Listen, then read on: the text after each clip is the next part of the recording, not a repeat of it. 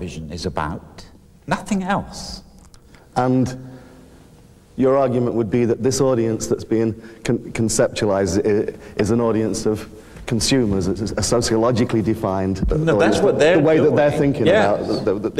We're not only that, wider and wider and wider. We are less and less thinking of ourselves as citizens in general, but as consumers. What is the Citizens' Charter really, so-called contribution to that little grey man to our political future? Citizenship is actually consumers. We're talking about consuming, because that is the only political language which is now taking over. And it's affecting, my complaint is, look, I love the BBC. Gee, I mean, what it has done for me and the people I came from, what it's done for the world, I think, it's absolutely magnificent. But, and you say cheap jibes, personalizing. Somebody's got to personalize enough to say, look, these people came in from somewhere else, unaware, untouched, in my opinion, by those great BBC traditions. They start this gobble, gobble, gobble language. They create a so-called internal market, so-called producer choice. They've adopted the very language that in the end will destroy the BBC. That's why I gave the lecture. But where I think I was really rather going to sort of throw my hat in the air for most of what you said, Dennis, because I think that was a brilliant description of what the public service broadcasting should be seeking to do. Where I think we have, in terms of programs, where I think there is something you do have to think about, though, and it's not to do with serving up different segments of the audience, because I absolutely agree that's for advertisers, that's for marketing people. But I do think it's incumbent on an organisation that's paid for by the public's money and by all the public, and they have to pay, to try and make sure that you are thinking about all the different kinds of audiences that are out there, and not accidentally, as it were, leaving some of them out. And I think that's we took the points from down here earlier, and I think we have to do that, although you can't go anywhere else for your inspiration for programs but to the inside of someone who's got something to say and wants to reach out and say it. Could we hear a word from ITV on this? Paul Corley, Carlton Television, and made someone who was declared redundant from the BBC in 1980 when they were cutting back on regional television. I think the debate has been rather introspective on the BBC. And I think what I'd like to say is that, obviously, if you look at commercial broadcasting in its widest area, and I include local radio, commercial radio, incremental radio stations, which are dealing with some of the points raised right at the beginning about cultural diversity. If you look at Channel 4, which is funded by advertising, you can actually see that in the 1990s, it is the commercial broadcasters that actually are making moves and are taking chances. The numbers of radio licenses being given out at the moment, we tend to forget the impact of radio. These are very significant developments. They are allowing voices to communities which haven't had a voice before. Okay, some of them are national and some of them are music. A lot of them are not. I don't see from the standpoint of commercial television, even from ITV, that there is particularly an erosion of the kind of feelings that we all have as producers, and that we want to make good programs for good audiences.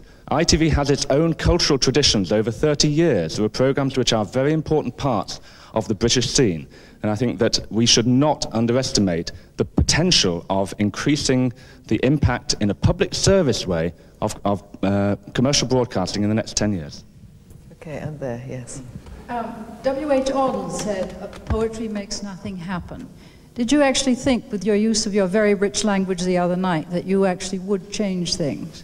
No, I can't change things. I just wanted to, what I did was try to show what it felt like. And that's all I can do. I'm not paid to do the other sort of jobs. I wish the people who were paid to do them did them better. And I wish the things that I was saying, I don't expect any consequences to flow from it, except this, that it starts making people talk a little bit more, and perhaps with a little bit more precision, and as well as, well, cheap jibe or not, as well as the necessary, in my opinion, necessary passion about what it is you think and believe in. Which is your point. And that's all that the lecture was trying to do. Just if I can go back, I just wish, in a way, you'd left off your last paragraph, the kind of prescriptive thing that a politician might say. Why don't they do this, that, and the other? My last paragraph, when I applied for the job of, you know, chairman of the governors of the BBC, I don't see why not, by the way. But you see, the very idea that that's comical, you know, it's so typical of what's wrong with Britain in general.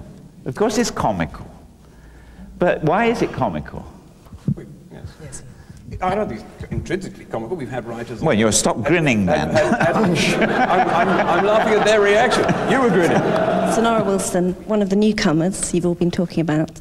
I'm a production secretary, and I've been in the TV industry for 6 months, so forgive me if I'm asking a question as a naive newcomer, but you suggested that TV had changed and it used to be a place for white middle-class men.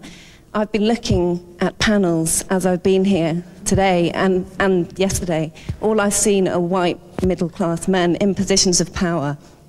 I just wondered how you can say things have changed in view of that sort of observation.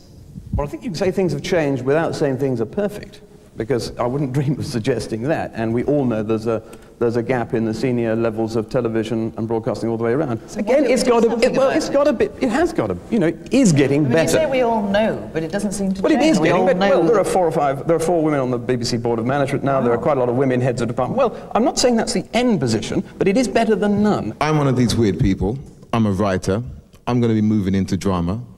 And my main motivation is to represent what I perceive, what I see. And what I see around me is a culturally diverse England. I see a culturally diverse Europe, and increasingly so. I think that is not represented on television at all. I think the people in power know that. And because I don't think you're stupid, I think you're very intelligent, right, to run an organization like the BBC. And so I have to go to the other extreme and think this must be calculated. Because you see, if you do not build an infrastructure, right, by which are building blocks, then all you do is basically, you don't want to share the cards. Because if you share the cards, then other voices will be heard and society may change. I think it's about maintaining the status quo. If you'd said that these representations are not there enough, I could only agree with you. To say that there's not at all, I think is actually not fair, and I think it's mostly unfair to the people who try and do something about it and making programs. And once upon a time, we're talking about the old days, this wouldn't even have been on the, you know, no one would have talked about this. This wouldn't have been any interest to anybody. But it is now, and we all think about it a lot. In all television departments in the BBC, they monitor their output in terms of representation. We have a lot of money and a lot of training opportunities for people of all particular to change the workforce. Well, let's address the more difficult question, which is that in a casualised industry, which is bound by efficiencies and fiscal restrictions, the kind of opportunities that you keep talking about are going to be lesser. Risk-taking is not going to happen. What people are looking for is simply not going to be seen. Culture is not going to be reflected. It's going to be a fragmented system. Well, actually, I think you could argue the opposite, in that I don't want a completely short contract culture-driven BBC or any other part of the industry, but where people do change over more often, you can make change more quickly, and I think we've seen this. I think, in all fairness, Channel 4 did a lot about this when it started, in terms of bringing new people to television quickly. They hadn't got a lot of experience, but they had something to say, and I think that has been a great bonus, and I think what is important is that all television channels do monitor what they do and make sure they're in a dialogue with people about what you've got on the screen and who the people making those programs are, because you won't change what's on the screen unless you do change the ideas and indeed the makeup of your programs. Well, you were at the lecture on Friday, were you? I was. Yeah. Don't you think John Birt should have been there? Do you think he should have been there? Not particularly, no. No. I mean, if we want to talk about John Birt, let's. No. He came along here yesterday. No, I just wanted to know whether you thought he should have been there. Not particularly, no. Okay, no. Fine, good. No. It's an answer. But I mean, we're addressing quite an important point. It's worth. I just wondered whether you thought he should have. Had it been you, would you have been there? I don't know. I don't know. You don't know? Anyhow, I'm here now, aren't I? Yeah. So, you know, you can do it all over again, and I'm listening. And John Birt isn't, of course. Do you think he should be here? Well, hang on. Come on. There's a big organisation. You know, important and able as he is not the only person who does anything in the BBC. Will, and you know you can't. Yes, I can. The notion that